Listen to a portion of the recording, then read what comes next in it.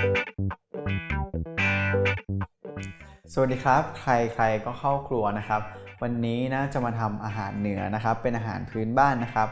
นั่นก็คือเมนูที่มีชื่อว่าห่อนึ่งไก่นะครับเดี๋ยวเราตามไปดูส่วนผสมกันเลยครับส่วนผสมของเมนูห่อนึ่งไก่นะครับก็จะมีไก่นะครับอันนี้นะใช้เป็นส่วนน่องและสะโพกนะครับแล้วก็สับนะครับทั้งกระดูกนะครับหรือใครจะเปลี่ยนเป็นส่วนอื่นก็ได้นะครับจะมีข้าวคั่วครับน้ำปลาครับน้ำตาลปี๊บ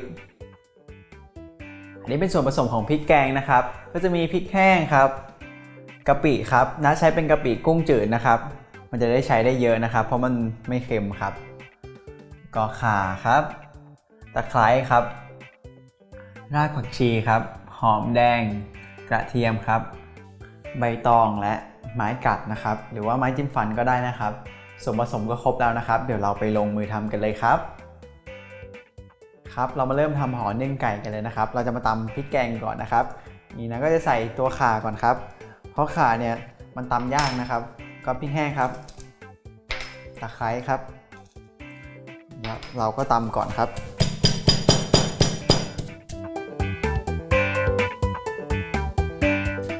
ครับพวกข่ากับพริกนี่ก็แตกแล้วนะครับแล้วเราก็จะใส่รากผักชีครับ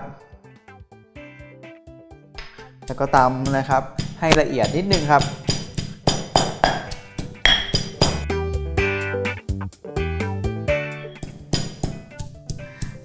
ครับอันนี้พี่แกงก็ละเอียดกว่าเมื่อกี้นะครับเราก็จะใส่ตัวหอมแดงแล้วก็กระเทียมครับลงไปก่อนแล้วก็โขลกให้ละเอียดเลยนะครับแล้วสุดท้ายค่อยใส่กะปิครับ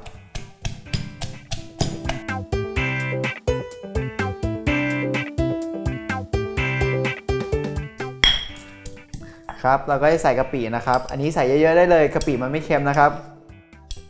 แล้วก็ยิ่งใส่เยอะยิ่งอร่อยแล้วก็นวดให้เข้ากันนะครับครับพริกแกงเราก็ได้นะครับเดี๋ยวนะจะตักพักไว้แล้วเดี๋ยวเราไปทำห่อนึ่งกันครับ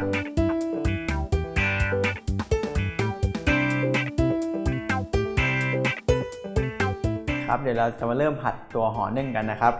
อันนี้นะก็ใส่น้ำมันลงไปแล้วนะครับแล้วก็เอาพริกแกงที่เราตำเมื่อกี้นะครับใส่ลงไปเลยผัดนะครับผัดให้พริกแกงมีกลิ่นหอมนะครับตัวพริกแกงนี่หากทำไม่เป็นหรือขี้เกียจทำนะครับไปซื้อพริกแกงเผ็ดก็ได้นะครับสามารถใช้แทนกันได้อยู่นะครับพริกแกงก็หอมแล้วนะครับเดี๋ยวเราก็ใส่ไก่ลงไปเลยครับ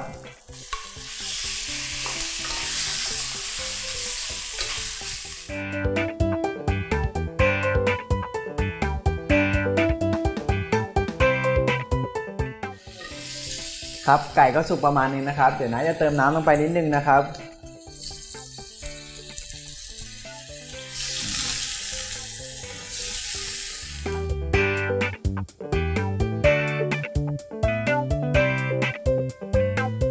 อันนี้ไก่ก็สุกแล้วนะครับเดี๋ยวเรามาปรุงรสกันครับนี่นะก็จะใส่น้ำตาลครับ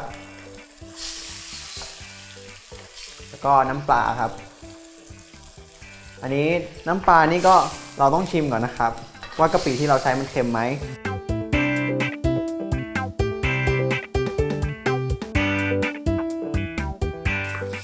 โอเคนะครับเดี๋ยวนะก็จะใส่ตัวใบมะกรูดซอยนะครับ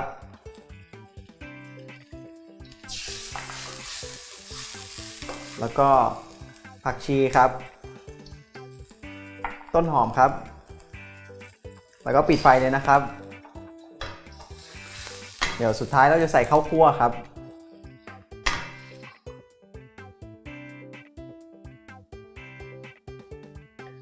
ก็คลุกเคล้าให้เข้ากันนะครับแล้วเดี๋ยวเราไปห่อกันครับ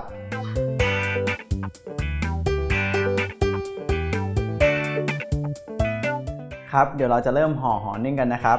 แล้วก็มีใบตอง2ใบนะครับใบเล็กกับใบใหญ่นะครับแล้วก็มีไม้กัดนะครับแล้วก็ตักตัวห่อนึ่งที่เราผัดไว้เมื่อกี้นะครับใส่ลงไปใส่ประมาณนึงนะครับประมาณนี้ก็พอแล้วครับเราก็จะห่อนะครับพับด้านข้างเข้านะครับ2ข้างแล้วก็พับข้างบนข้างล่างนะครับประกบกัน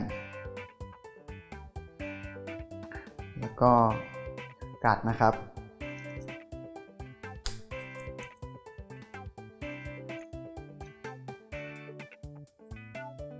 ก็เสร็จแล้วนะครับเดี๋ยวน้าทำให้ดูอีกอันหนึ่งนะครับ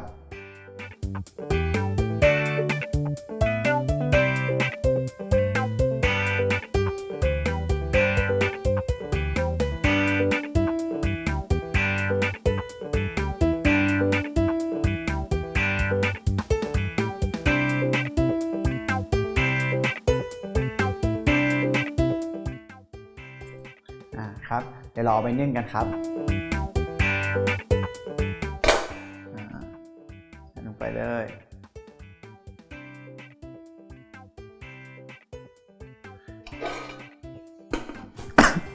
ครับเราก็จะนึ่งประมาณ20 นาทีนะครับแล้วเดี๋ยวเราไปจัดเสิร์ฟกันครับ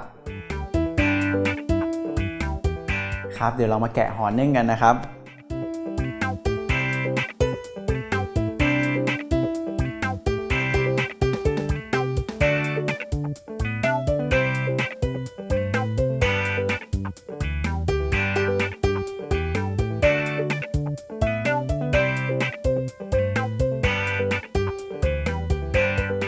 ครับก็เสร็จแล้วนะครับห่อนึ่งไก่นะครับสำหรับใครที่อยากทำตามสามารถเข้าไปดูอัตราส่วนได้ที่เว็บไซต์ของเรา foodtravel.tv นะครับสำหรับวันนี้นะลาไปก่อนครับสวัสดีครับ